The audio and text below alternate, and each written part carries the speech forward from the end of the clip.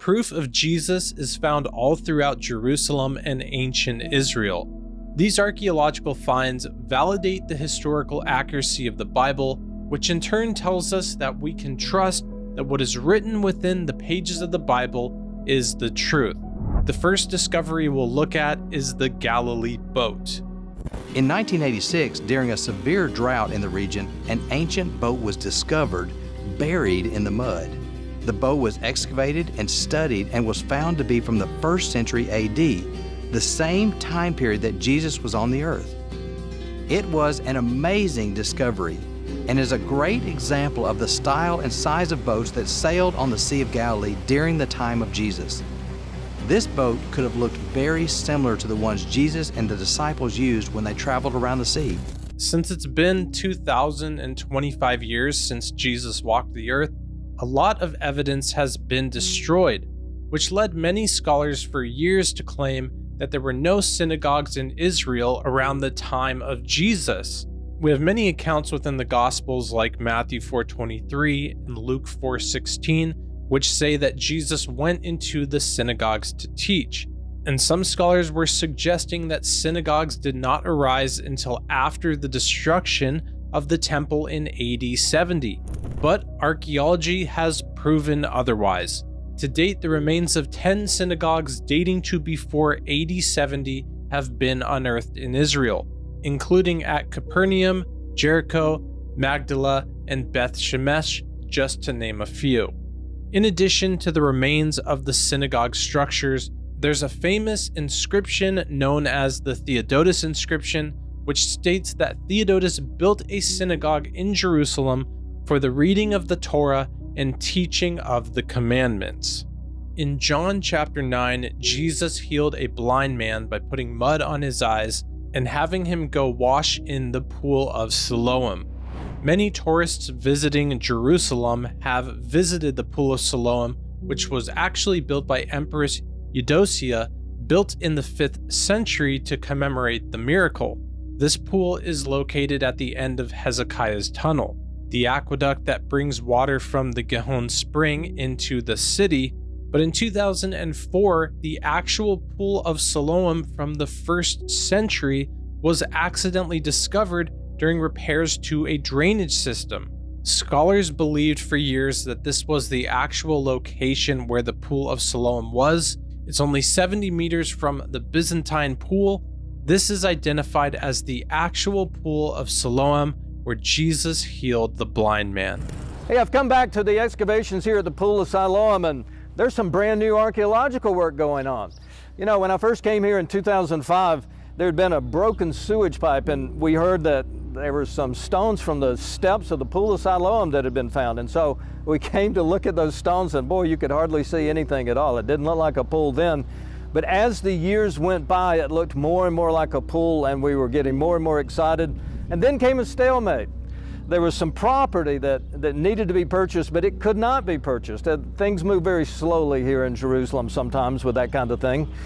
Last year, in 2023, the property had been purchased and work began in earnest on trying to find out what was below all that dirt. Well, there was a lot of excitement in January and February, but when I came back in March of 2023, well, there was a spirit of disappointment. The stones hadn't been found. There was nothing on the floor of the pool, couldn't find any of the walls of the pool. It's like there was nothing under all that dirt. But now I'm back about a year later in 2024, and there is a lot of excitement around this work. You can kind of feel it. Everybody here is excited about it. What we can pass along for sure is that what's been found is the eastern wall of what is believed to be the pool of Siloam. This wall dates to the time period, we think, from the Second Temple period and also the Hasmonean period. In other words, that would be the time of the New Testament, the time of Jesus. Remember, Jesus sent a man with mud on his eyes, a blind man, to the pool of Siloam. He washed in this pool and came back seeing. So it's a very famous story, and it has a lot of interest for Christians. The pool has a lot of interest for Jewish people. This is one of the most exciting excavation sites in all of Israel. And all I can say right now, something is happening again at the pool of Siloam excavation. We read all throughout the gospel accounts that the main people who rejected Jesus were the scribes and the Pharisees. Their rejection of him as Messiah is what set in motion his crucifixion, and the man who actually sentenced Jesus to be tried by the Romans was the high priest Caiaphas. Well, in 1990, the box that is holding the bones of Caiaphas was discovered near Jerusalem. Well, in 1990, they discovered this very ornate ossuary that on the side of it identified the remains as the remains of Caiaphas. Who is Caiaphas? He was the high priest that sentenced Jesus to die. When Jesus said, "I am the Messiah, and you will see the Son of Man coming with great power on the clouds," Caiaphas tore his robe and said, "Blasphemy, this man must die." The man that sentenced Jesus to die, we not only know he existed, we have his bones. When they discovered this ossuary, they discovered the bones of a 60-year-old man and his family. There's only one Caiaphas known from history, and that's the Caiaphas of the New Testament who sentenced Jesus to die. We not only know he existed, we have his burial box. After Caiaphas and the rest of the Jewish hierarchy condemned Jesus, he was sent to Pontius Pilate. The first piece of archaeological evidence proving the existence of Pontius Pilate was found in 1961 at an ancient Roman theater in Caesarea, Israel. This is known as the Pilate Stone. Excavations near the theater revealed a limestone block inscribed with the dedication to Tiberius Caesar from Pontius Pilate, prefect of Judea. While there was never really a doubt that Pontius Pilate existed, he's mentioned in all four Gospels as well as by ancient writers such as Josephus and Tacitus, but actually seeing his name written in stone validates it even more, and he plays a very crucial role in the Gospel stories as he is the Roman prefect who handed Jesus over to be crucified. Jesus came to suffer that death for our sins. He not only laid his life down, but by the power of God was raised back up 3 days later in victory over sin and death. The knowledge of this event obviously spread far and wide, and many believe it's the reason for this next piece of evidence known as the Nazareth inscription.